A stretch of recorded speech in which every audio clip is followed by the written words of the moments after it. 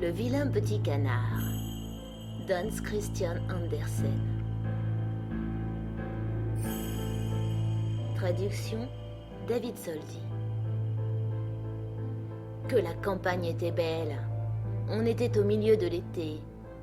Les blés agitaient des épis d'un jaune magnifique. L'avoine était verte. Et dans les prairies, le foin s'élevait en monceaux odorants. La cigogne se promenait sur ses longues jambes rouges en bavardant de l'égyptien, langue qu'elle avait apprise de madame sa mère. Autour des champs et des prairies s'étendaient de grandes forêts coupées de lacs profonds. Oui, vraiment, la campagne était bien belle. Les rayons du soleil éclairaient de tout leur éclat un vieux domaine entouré de larges fossés, et de grandes feuilles de bardane descendaient du tour jusque dans l'eau.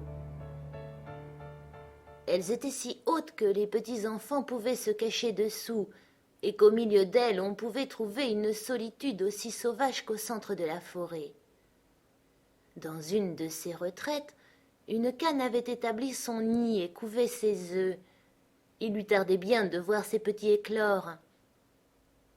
Elle ne recevait guère de visites, car les autres aimaient mieux nager dans les fossés que de venir jusque sous les bardanes pour barboter avec elle.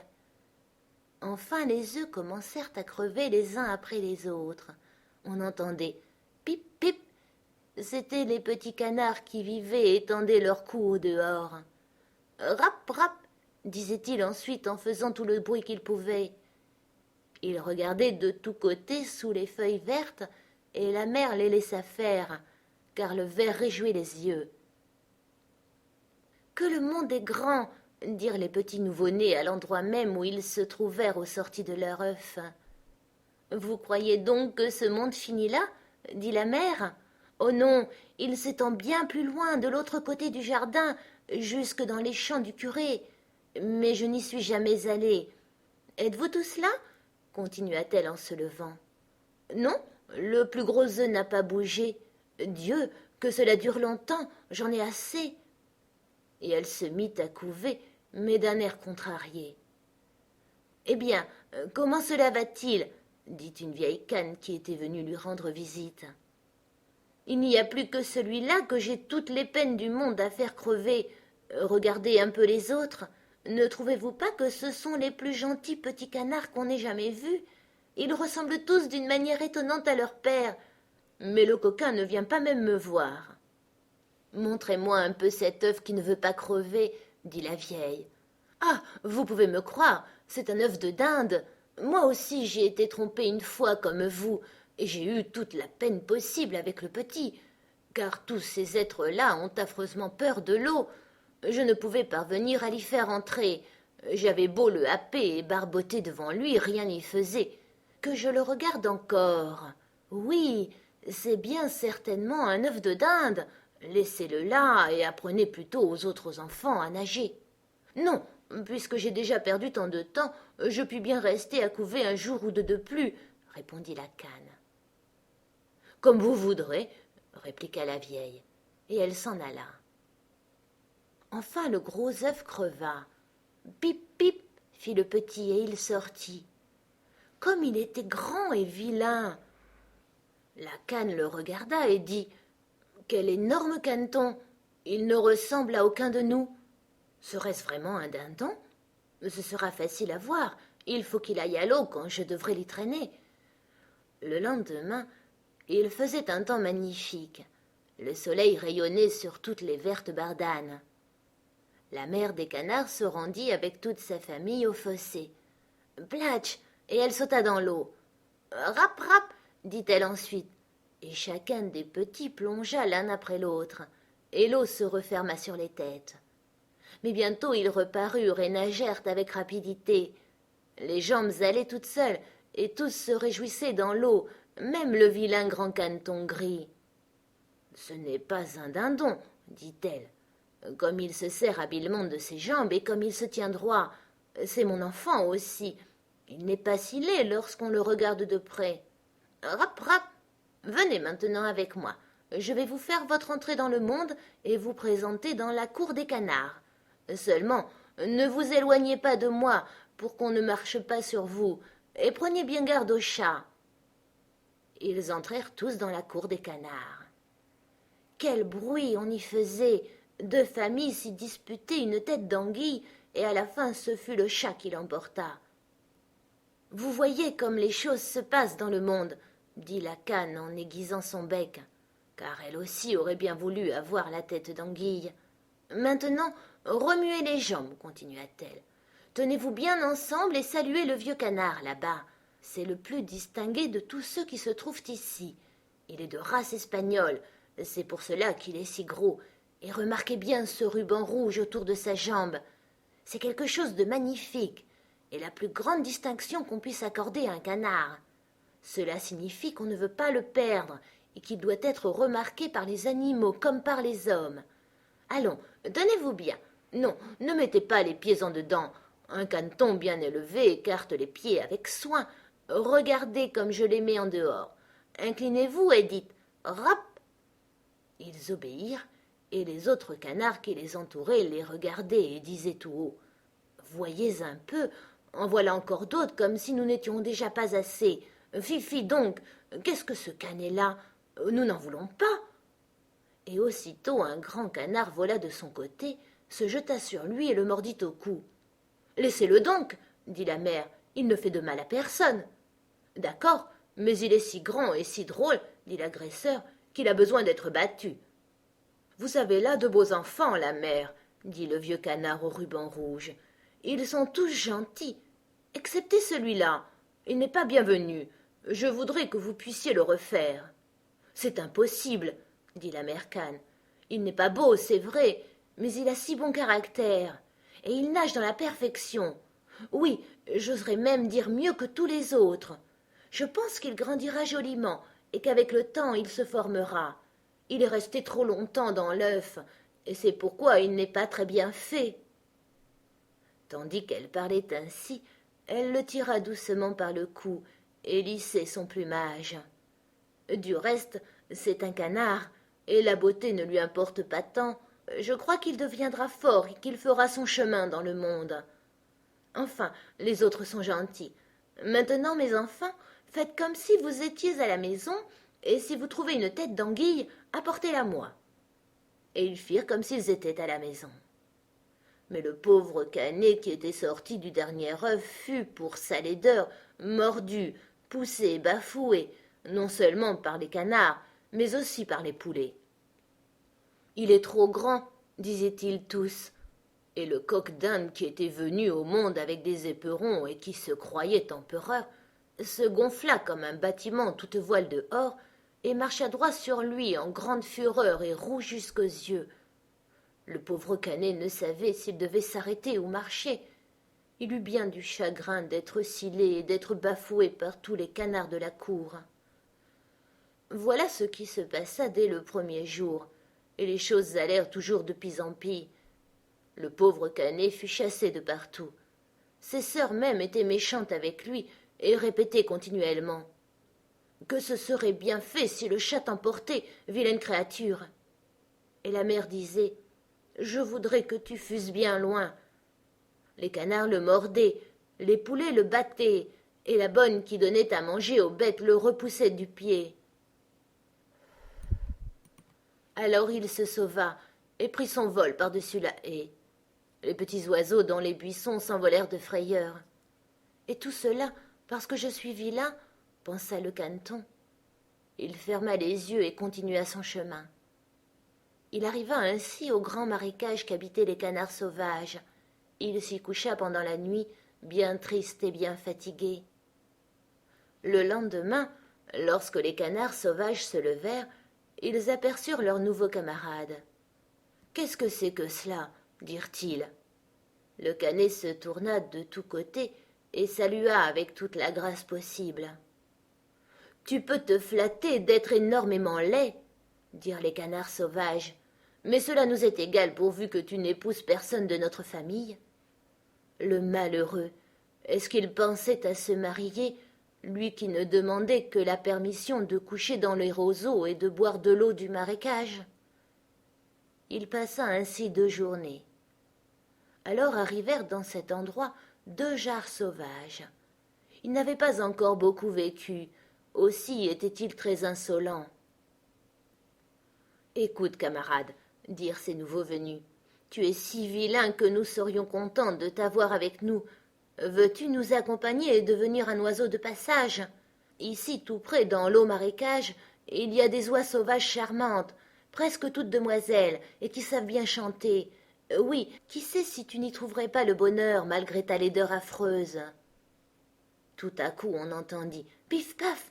et les deux jarres sauvages tombèrent morts dans les roseaux, et l'eau devint rouge comme du sang. Pif paf, et des troupes d'oies sauvages s'envolèrent des roseaux, et on entendit encore des coups de fusil. C'était une grande chasse.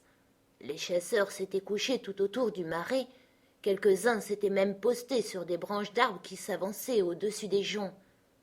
Une vapeur bleue semblable à de petits nuages sortait des arbres sombres et s'étendait sur l'eau. Puis les chiens arrivèrent au marécage. Platch, platch, et les joncs et les roseaux se courbaient de tous côtés. Quelle épouvante pour le pauvre Caneton! Il plia la tête pour la cacher sous son aile, mais au même temps il aperçut devant lui un grand chien terrible. Sa langue pendait hors de sa gueule, et ses yeux farouches étincelaient de cruauté. Le chien tourna la gueule vers le Caneton, lui montra ses dents pointues, et platch, platch, il alla plus loin sans le toucher. « Oh, Dieu merci !» soupira le canard. « Je suis si vilain que le chien lui-même dédaigne de me mordre. » Et il resta ainsi en silence, pendant que le plomb sifflait à travers les joncs et que les coups de fusil se succédaient sans relâche. Vers la fin de la journée seulement, le bruit cessa, mais le pauvre petit n'osa pas encore se lever. Il attendit quelques heures, regarda autour de lui, et se sauva du marais aussi vite qu'il put.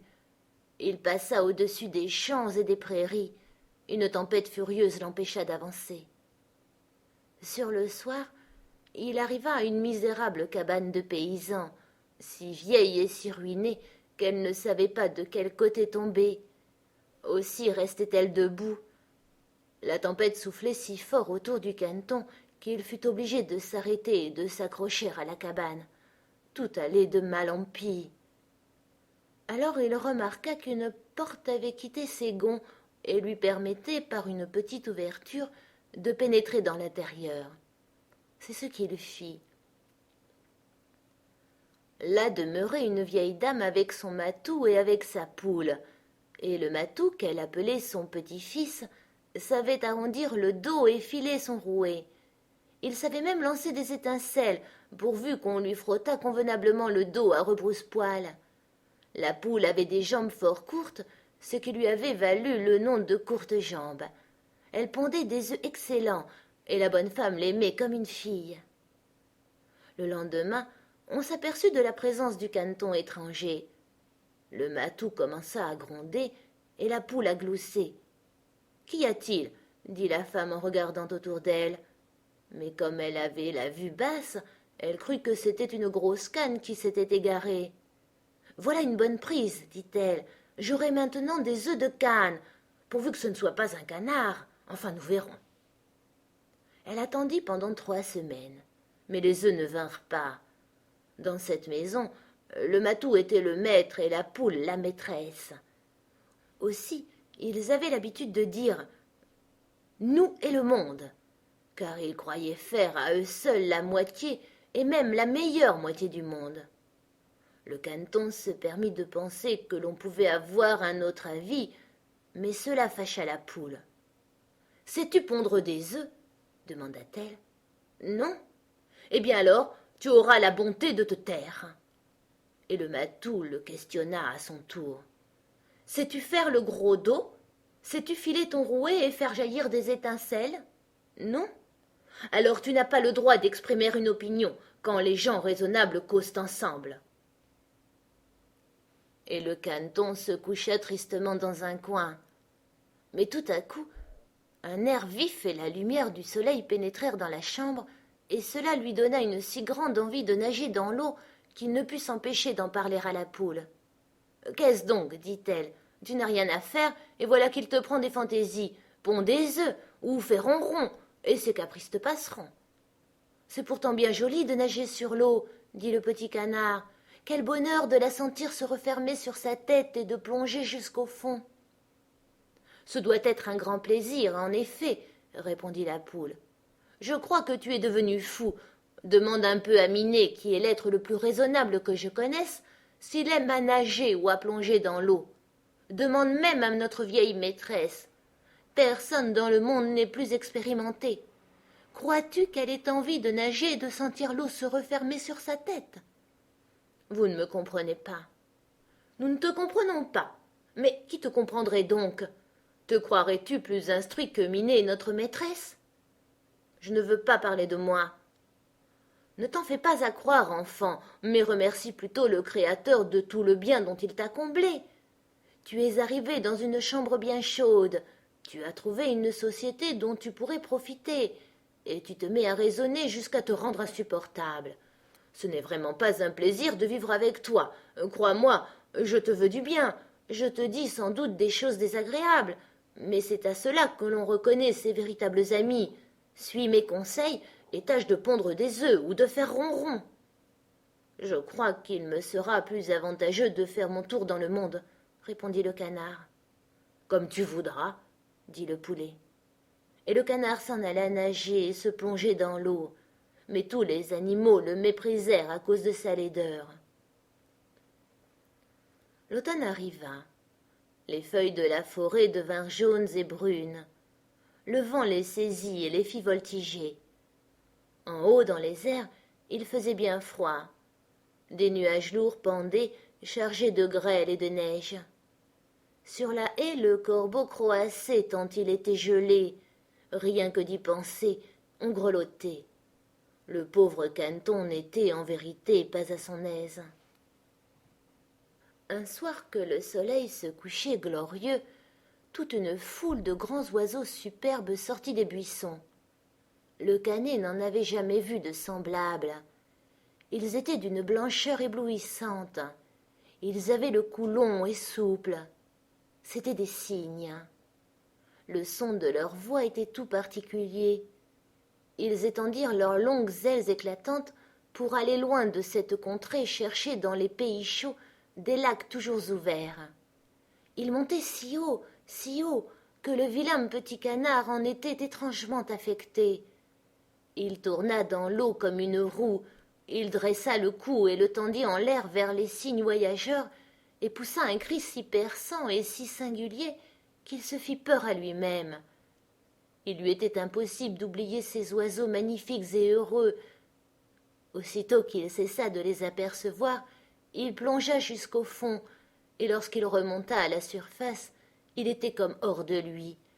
Il ne savait comment s'appelaient ces oiseaux, ni où ils allaient, mais cependant, il les aimait comme il n'avait encore aimé personne. Il n'en était pas jaloux, car comment aurait-il pu avoir l'idée de souhaiter pour lui-même une grâce si parfaite? Il aurait été trop heureux si les canards avaient consenti à le supporter, le pauvre être si vilain. Et l'hiver devint bien froid, bien froid. Le caneton nageait toujours à la surface de l'eau pour l'empêcher de se prendre tout à fait, mais chaque nuit le trou dans lequel il nageait se rétrécissait davantage. Il gelait si fort qu'on entendait la glace craquer. Le canard était obligé d'agiter continuellement les jambes pour que le trou ne se fermât pas autour de lui. Mais enfin, il se sentit épuisé de fatigue. Il ne remuait plus et fut saisi par la glace. Le lendemain matin, un paysan vint sur le bord et vit ce qui se passait. Il s'avança, rompit la glace et emporta le canard chez lui pour le donner à sa femme. Là, il revint à la vie. Les enfants voulurent jouer avec lui, mais le caneton, persuadé qu'ils allaient lui faire du mal, se jeta de peur au milieu du pot au lait, si bien que le lait rejaillit dans la chambre. La femme frappa ses mains l'une contre l'autre de colère, et lui, tout effrayé, se réfugia dans la baratte, et de là dans la huche à farine, puis de là prit son vol au dehors. Dieu, quel spectacle! La femme criait, courait après lui, et voulait le battre avec les pincettes. Les enfants s'élancèrent sur le tas de fumier pour attraper le caneton, Il riait et poussait des cris. Ce fut un grand bonheur pour lui d'avoir trouvé la porte ouverte et de pouvoir ensuite se glisser entre des branches dans la neige. Il s'y blottit tout épuisé. Il serait trop triste de raconter toute sa misère et toutes les souffrances qu'il eut à supporter pendant cet hiver rigoureux. Il était couché dans le marécage entre les joncs lorsqu'un jour le soleil commença à reprendre son éclat et sa chaleur. Les alouettes chantaient, il faisait un printemps délicieux. Alors tout à coup, le caneton put se confier à ses ailes qui battaient l'air avec plus de vigueur qu'autrefois, assez fortes pour le transporter au loin. Et bientôt, il se trouva dans un grand jardin où les pommiers étaient en pleine floraison, où le sureau répandait son parfum et penchait ses longues branches vertes jusqu'au fossé. Comme tout était beau dans cet endroit, comme tout respirait le printemps. Et des profondeurs du bois sortirent 3 cygnes blancs et magnifiques. Ils battaient des ailes et nagèrent sur l'eau. Le canard connaissait ces beaux oiseaux. Il fut saisi d'une tristesse indicible. « Je veux aller les trouver, ces oiseaux royaux. Ils me tueront pour avoir osé, moi, si vilain, m'approcher d'eux. Mais cela m'est égal. Mieux vaut être tué par eux que d'être mordu par les canards, battu par les poules, poussé du pied par la fille de basse-cour, et que de souffrir les misères de l'hiver. » Il s'élança dans l'eau et nagea à la rencontre des cygnes. Ceux-ci l'aperçurent et se précipitèrent vers lui, les plumes soulevées. « Tuez-moi » dit le pauvre animal, et penchant la tête vers la surface de l'eau, il attendait la mort. Mais que vit-il dans l'eau transparente? Il vit sa propre image au-dessous de lui. Ce n'était plus un oiseau mal fait, d'un gris noir, vilain et dégoûtant. Il était lui-même un cygne. Il n'y a pas de mal à être né dans une basse-cour lorsqu'on sort d'un œuf de cygne. Maintenant, il se sentait heureux de toutes ses souffrances et de tous ses chagrins. Maintenant, pour la première fois, il goûtait tout son bonheur en voyant la magnificence qui l'entourait et les grands cygnes nager autour de lui et le caresser de leur bec. De petits enfants vinrent au jardin et jetèrent du pain et du grain dans l'eau, et le plus petit d'entre eux s'écria « En voilà un nouveau !» Et les autres enfants poussèrent des cris de joie. « Oui, oui, c'est vrai, il y en a encore un nouveau !» Et ils dansaient sur les bords, puis battaient des mains, et ils coururent à leur père et à leur mère, et revinrent encore jeter du pain et du gâteau, et ils dirent tous « Le nouveau est le plus beau, qu'il est jeune, qu'il est superbe !» Et les vieux cygnes s'inclinèrent devant lui. Alors il se sentit honteux et se cacha la tête sous son aile. Il ne savait comment se tenir, car c'était pour lui trop de bonheur, mais il n'était pas fier. Un bon cœur ne le devient jamais. Il songeait à la manière dont il avait été persécuté et insulté partout, et voilà qu'il les entendait tous dire qu'il était le plus beau de tous ces beaux oiseaux.